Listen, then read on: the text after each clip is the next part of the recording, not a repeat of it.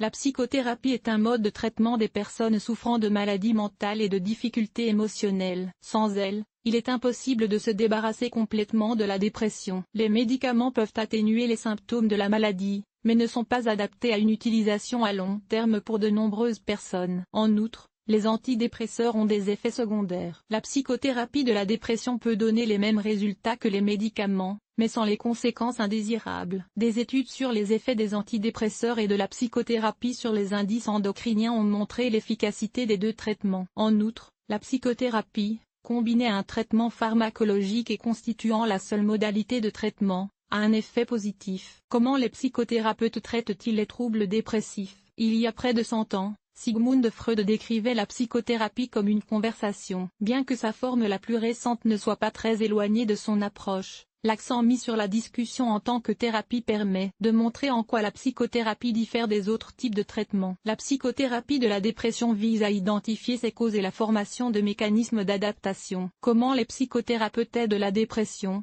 La psychiatrie traditionnelle de la dépression vise principalement à combattre les symptômes qui causent la souffrance du patient. Certains symptômes se prêtent facilement au traitement. D'autres symptômes peuvent prendre plus de temps à éliminer. Dans les cas les plus légers de la maladie, la psychothérapie est plus approfondie que dans les cas de dépression sévère. La psychothérapie n'est pas un médicament que l'on peut prescrire au patient. Il s'agit d'un processus dans lequel le psychothérapeute et le client contribuent et interagissent l'un avec l'autre. Méthode de traitement. Il existe plusieurs types de psychothérapie, mais elles ont toutes le même objectif, comprendre les causes de la dépression, aider les patients à se sentir plus confiants et leur apprendre à faire face à leurs expériences psychologiques. Cognitives. La thérapie cognitive repose sur l'idée que les pensées peuvent influencer les sentiments. Par exemple, si une personne concentre ses pensées sur la recherche du positif dans chaque événement, elle a plus de chances de préserver sa santé mentale qu'une personne qui ne se concentre que sur le négatif. Les idées noires contribuent à l'émergence de la dépression et aggravent son évolution. La thérapie cognitive peut aider à identifier les schémas généraux de pensée négatives, réactions comportementales à des événements spécifiques de la vie. Elle vous apprend ensuite à transformer ces distorsions cognitives en distorsions plus positives, améliorant ainsi votre humeur. La thérapie cognitive est généralement de courte durée et ciblée, allant de 6 semaines à 4 mois. Ces séances sont structurées selon un plan spécifique. Il existe également des exercices à faire à la maison entre les séances. Méthode interpersonnelle. Les conflits interpersonnels et le manque de soutien social peuvent également contribuer à la dépression. Une approche interpersonnelle peut se concentrer sur ces questions et identifier les causes sous-jacentes de la détresse et de l'image négative de soi. Ce type de traitement consiste à explorer les relations sociales avec les personnes importantes dans la vie du patient, partenaires, amis, famille et collègues. L'objectif de la recherche est de déterminer le rôle de ces relations dans la vie et de trouver des moyens de résoudre les conflits. Les thérapeutes choisissent généralement un ou deux domaines problématiques sur lesquels le patient doit se concentrer en abordant les rôles sociaux et les relations interpersonnelles passées et présents. Au cours de la séance, le thérapeute peut demander au patient de jouer différents scénarios pour s'entraîner à la communication. L'introduction ultérieure de nouvelles stratégies de communication peut contribuer à renforcer le système de soutien social. L'approche psychodynamique. L'approche psychodynamique est basée sur la théorie psychanalytique. Nous avons tous des conflits mentaux cachés dans notre subconscient. La dépression survient lorsqu'un événement ou une perte provoque un chagrin persistant et débilitant qui va bien au-delà de ce qui est considéré comme un chagrin normal. Cela signifie que des mécanismes sont impliqués ici, qui font l'expérience de pertes antérieures qui n'ont pas été entièrement traitées. Freud a comparé la personnalité à un iceberg. L'iceberg représente la conscience, et le gros, qui est sous la surface et invisible, est l'inconscient. Par exemple, une personne peut être inhibée par des sentiments d'impuissance et de désarroi, qui ne correspondent pas à sa situation d'adulte. Mais peut-être auraient-ils été appropriés dans des situations similaires existant lorsqu'elle était beaucoup plus jeune. Le but de la thérapie psychodynamique est donc d'établir une relation entre le passé et le présent. Elle permet ensuite de résoudre les émotions associées au passé afin qu'elles se retrouvent face au présent sans charge supplémentaire. Il est évident que ces principaux types de traitement diffèrent complètement dans leurs idées et leurs méthodes de traitement de la dépression. La décision de choisir une approche doit être basée sur la nature du problème et la gravité de la maladie. Schéma de soutien.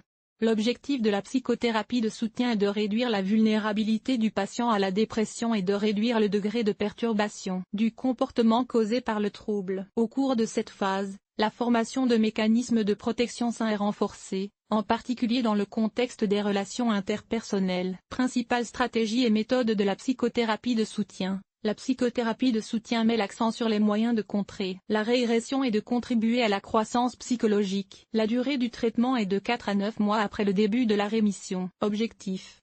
La psychothérapie permet d'identifier et de combattre efficacement les facteurs qui influencent le développement de la dépression. Dans ce cas, le point d'exposition, la cible psychothérapeutique, peut changer en fonction de l'état du patient, de l'approche utilisée et du stade du traitement. Les cibles de la psychothérapie de la dépression comprennent les troubles de l'humeur, les pensées négatives, les violations du comportement, les symptômes motivationnels et physiologiques. Le choix de la cible et son déplacement en série sont déterminés par l'état du patient. Parallèlement, le dialogue avec le psychothérapeute permet de discuter ouvertement de ce qui relève de l'objectif du traitement. Techniques supplémentaires. Au cours des différentes phases de la psychothérapie, les tactiques d'exposition peuvent varier. En outre, le thérapeute peut utiliser des techniques supplémentaires. Grâce à ces techniques, le patient commence à mieux comprendre son état et à considérer sa dépression comme une maladie temporaire, qui finira par disparaître. Cela stimule l'espoir d'une issue positive. Souvent, les gens ont peur de la psychothérapie parce qu'ils craignent de vivre des expériences profondes. Cependant, l'élimination de cette cargaison d'émotions inexprimées apporte un grand soulagement. Durée du traitement.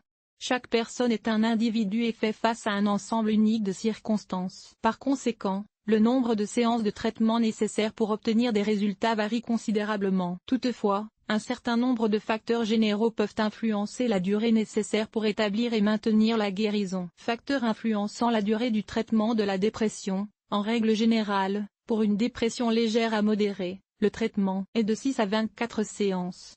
Pour une dépression clinique sévère, une seule séance de psychothérapie est insuffisante. Cependant, elle est utilisée en combinaison avec d'autres modalités de traitement, ce qui peut jouer un rôle important dans la réussite du traitement. Dans les cas graves, 24 séances ou plus peuvent être nécessaires. Les séances ont généralement lieu une fois par semaine, mais elles peuvent avoir lieu 2 fois par semaine ou une fois toutes les 2 semaines, en fonction des résultats de l'évaluation du patient et de ses besoins. Avantages et inconvénients. La psychothérapie de la dépression s'est avérée être un moyen efficace de réduire ou d'éliminer les signes et les symptômes de la maladie. Au cours des séances, le praticien thérapeute et le patient peuvent étudier en profondeur les causes du trouble et les tactiques de guérison. Autres avantages de la psychothérapie de la dépression. Formation de compétences pour surmonter les difficultés et les expériences de la vie. Formation de stratégies pour améliorer la communication. Amélioration de la confiance en soi. Émergence d'un espoir pour l'avenir. Élargissement de la vision de nos propres capacités. Dans les moments négatifs, ou plutôt difficiles, de la psychothérapie, nous pouvons attribuer les éléments suivant le réveil d'expériences profondes et douloureuses, et la nécessité d'accepter ses propres perceptions déformées et de s'efforcer de les modifier. Il s'agit là de craintes compréhensibles que de nombreuses personnes éprouvent. Cependant, il est important de savoir que l'expérience de ces moments difficiles peut conduire à une croissance et à des progrès remarquables. Conclusion.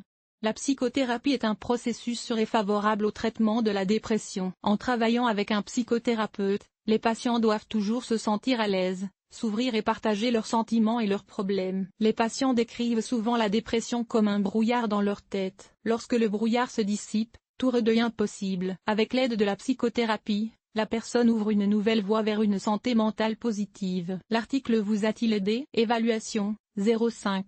0,5. Nombre d'évaluations, 0.